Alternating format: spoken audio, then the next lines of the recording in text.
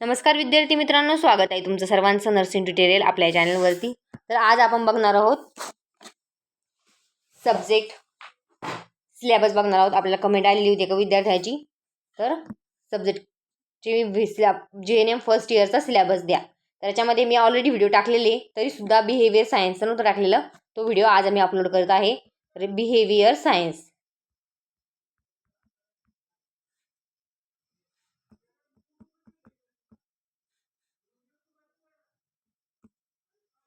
Behaviour science या सब्जेक्टचा सर्वप्रथम आपण बघणार आहोत सायकोलॉजी।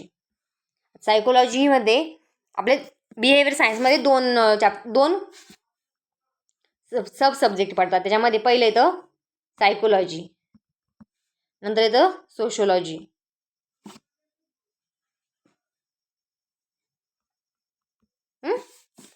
एक सायकोलॉजी, सोशोलॉजी। तर याच्यामध्ये काय डिफरन्स आहे, काय काय आपण शिकणार आहोत, हे आज आपण आजच्या व्हिडिओमध्ये बघणार आहोत। तर जे कोणी आपल्या चॅनलवरती पहिल्यांदा व्हिजिट करते त्यांनी सर्वप्रथम चॅनलला सबस्क्राईब करायचे, व्हिडिओ शेवटपर्यंत बघायचा आहे, थोडा पण स्किप करायचा नाही व्हिडिओ। चला आपण सुरुवात करूया। आता सायकोलॉजीमध्ये आपण 6 युनिट आहे, सोशोलॉजीमध्ये 5 युनिट आहे, आणि टोटल आपले किती युनिट झाले, 11 युनिट झाले। म्हणजे 11 मेन चॅप्टर आहे आपले। खूप सोपं आहे। कमी अभ्यास करून चांगले मार्क घेण्यासाठी आणि स्कोरिंग तुम्हाला हाय करण्यासाठी, डिस्क्रिप्शनमध्ये येण्यासाठी खूप गरजेचा सब्जेक्ट आहे। खूप कमी अभ्यास करायची गरज आहे। खूप नॅचरल गोष्टी, म्हणजे खूप असं इन जनरल गोष्टी आपल्याला शिकायला भेटणार आहे चॅप्टरमध्ये किंवा या सब्जेक्टमध्ये। ज्यामध्ये बघू शकता, पहिलं आपल्याला फर्स्ट युनिट आहे, त्याच्यामध्ये इंट्रोडक्शन आहे। इंट्रोडक्शनमध्ये काय काय, definition of the psychology, nature of psychology आणि स्कोप ऑफ द सायकोलॉजी। तर सायकोलॉजीमध्ये काय स्कोप आहे, काय नेचर आहे, त्याच्यानंतर डेफिनेशन काय त्याची, तर हे आपण काय शिकणार आहोत, इंट्रोडक्शनमध्ये शिकणार आहोत। नेक्स्ट त्याच्यानंतर आपण काय बघणार आहे, importance of the psychology for nurse. म्हणजे इम्पॉर्टन्स काय आपल्याला सायकोलॉजीची, आपल्या सायकोलॉजीची गरज काय आहे, ती कुणाला, नर्सला, म्हणजे आपल्याला परिचारिकेला, तर काय गरज आहे किंवा का शिकतोय आपण सायकोलॉजी, हे पण आपल्याला फर्स्ट चॅप्टरमध्येच कळणार आहे। तर समजलं तुम्हाला, इंटरेस्टिंग आहे खूप।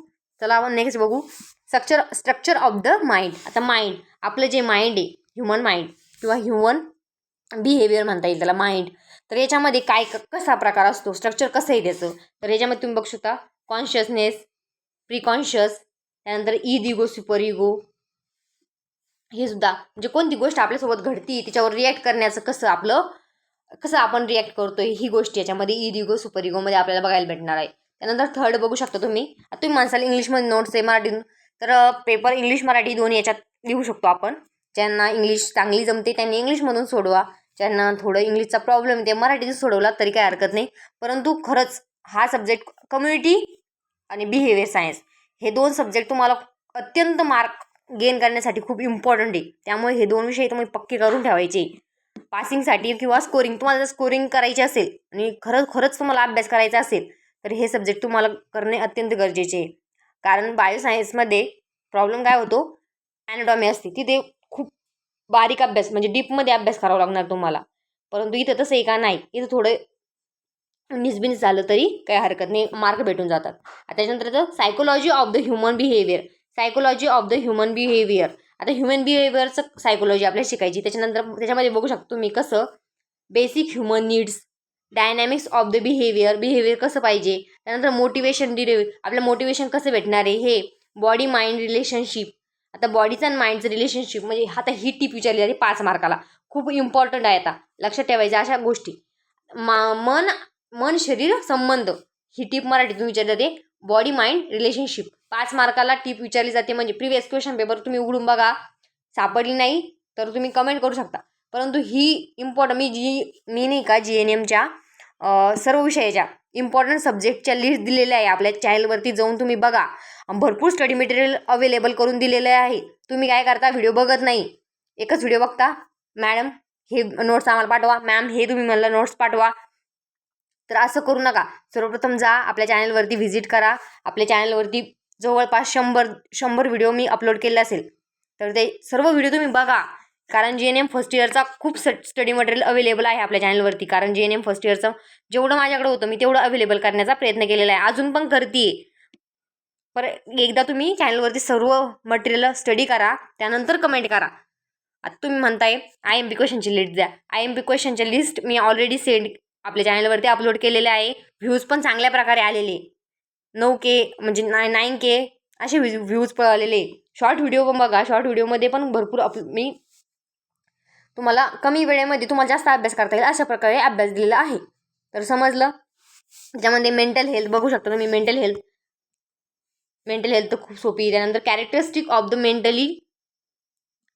मेंटल हेल्थ, नंतर पर्सन, नंतर इमोशनल कंट्रोल कसा पाहिजे आपला, त्यानंतर psychological problem of the patient and relatives, पेशंटचे काय प्रॉब्लेम आहे, रिलेटिव्हचे काय प्रॉब्लेम आहे, त्यानंतर स्ट्रेस, नंतर conflicts, natural source and types of the स्ट्रेसचे टाईप कसे, डिप्रेशन म्हणता येईल हे असं, फ्रस्ट्रेशन, या गोष्टी, ओव्हर थिंकिंग किंवा ओव्हरकमिंग फ्रस्ट्रेशन, हे आपल्या थर्ड युनिटमध्ये बघायला भेटणार आहे. नंतर mental mechanism, their uses, mental mechanism कोणते आहे, देअर युजेस कसे, त्यानंतर इम्पॉर्टन्स, त्याची गरज काय आहे आपल्याला या गोष्टी, त्यानंतर ॲटिट्यूड्स, हॅबिट्स, ॲटिट्यूड आणि हॅबिट याची 2 मार्काला डेफिनेशन विचारली जाते. ॲटिट्यूडची 2 मार्काला आणि आपले हॅबिटची 2 मार्काला, कारण आमच्या वेळेस विचारली गेलेली होती त्यामुळे सांगते.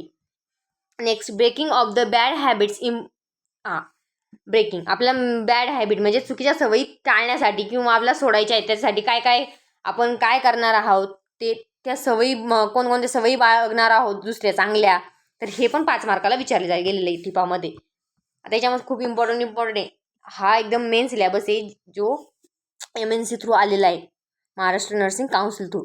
तर लर्निंग 15 मार्काला क्वेश्चन विचारला जातो लर्निंगवरती.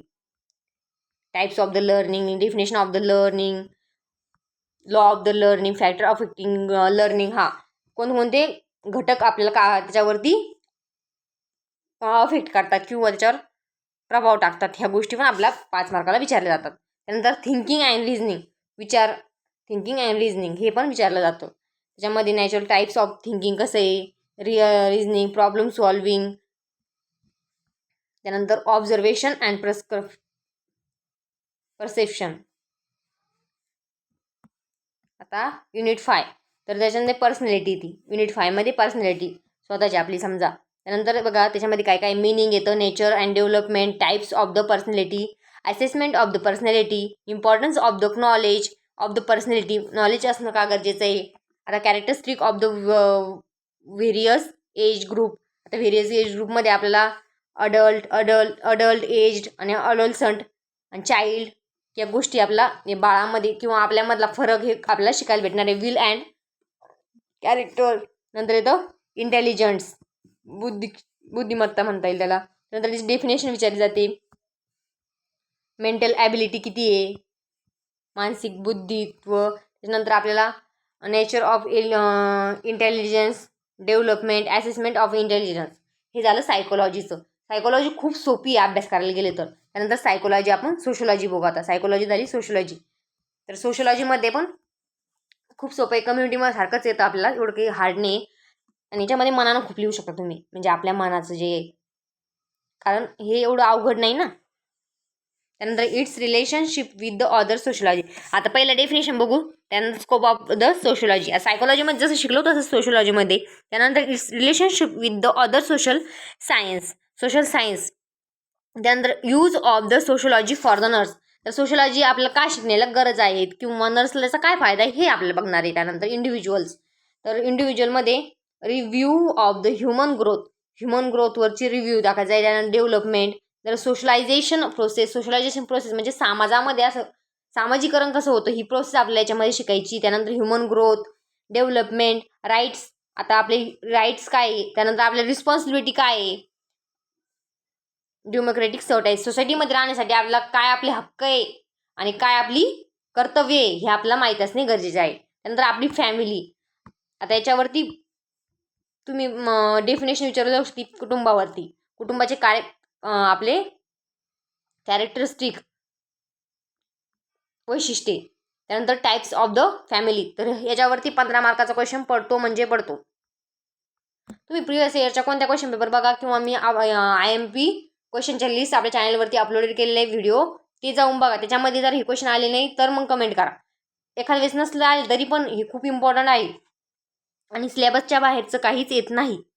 त्यामुळे सर्वांनी सिलेबस व्यवस्थित लिहून घ्या, व्यवस्थित अभ्यास करा. फॅमिलीची सायकल, त्यानंतर basic needs of the family. आता नीड्स काय असतात फॅमिलीच्या, आपल्याला फंक्शन काय असतात ते पण याच्यामध्ये फंक्शन ऑफ द फॅमिली बघा. Function of the family next बघू शकतो आपण आता.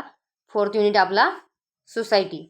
डेफिनेशन, सोसायटीची डेफिनेशन लिहायची. समाजाची व्याख्या लिहा. समाजाची मिनिंग काय ते समजून सांगा किंवा प्रस्तावना लिहा. त्यानंतर ग्रुप कसे कसे असतात, टाईप्स ऑफ द ग्रुपचे टाईप कसे असतात, त्यानंतर स्ट्रक्चर कसे असतात, रिलेशनशिप ग्रुपचे बिहेवियर कसे असतात, त्यानंतर social change, meaning, factor affecting, आता काय फॅक्टर अफेक्ट करतात त्याच्यावरती ते, त्यानंतर सोशल कंट्रोल कसा आहे, सोशल प्रॉब्लेम्स काय काय येतात आपल्याला हे पण आपण याच्यामध्ये बघणार आहोत. त्याच्यानंतर सोशल, तर कम्युनिटी तर कम्युनिटी हेल्थ नर्सिंग सारखंच लक्षात ठेवायचं आहे. कम्युनिटी समाज, कम्युनिटी, त्याच्यानंतर डेफिनेशन त्याची टाईप्स, त्याच्यानंतर रुरल अँड अर्बन म्हणजे शहरी ग्रामीण, आणि कल्चर कसे कसे त्यांचे, संस्कृतीवर पण व्हिडिओ MCQ विचारले जातात, कॅरेक्टरिस्टिक पण विचारले जातात. त्यामुळे सर्वांनी चांगल्या प्रकारे अभ्यास करायचा. सर्वांना ऑल द बेस्ट. अजून भरपूर दिवस आहे तुमच्याकडे अभ्यास करायला. सप्टेंबर ऑक्टोबरमध्ये तुमचे पेपर येईल शक्यतो. तर काही जर डाऊट असेल तर कमेंट करा आणि सर्वप्रथम व्हिडिओला लाईक करा, चॅनलला सबस्क्राईब करा आणि काही जर अडचण आली तर तुम्ही विचारू शकता. धन्यवाद.